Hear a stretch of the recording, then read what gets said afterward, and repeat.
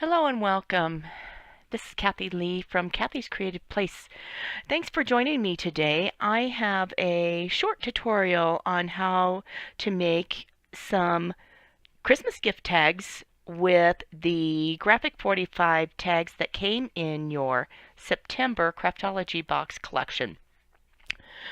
These are ATC size, and I also have the dies that coordinate with these tag sizes. So I've already cut out some of the paper. This is Authentique's Jingle collection.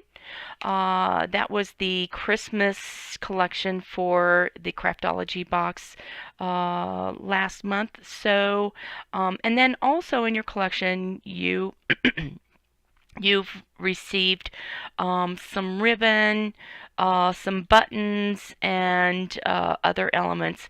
I am actually opting to use some baker's twine from my stash and some white thread.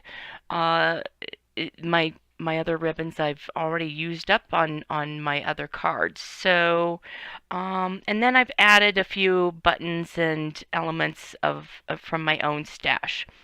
So I'm just going to follow the follow the process that I would in creating these cute little tags, and I hope you enjoy.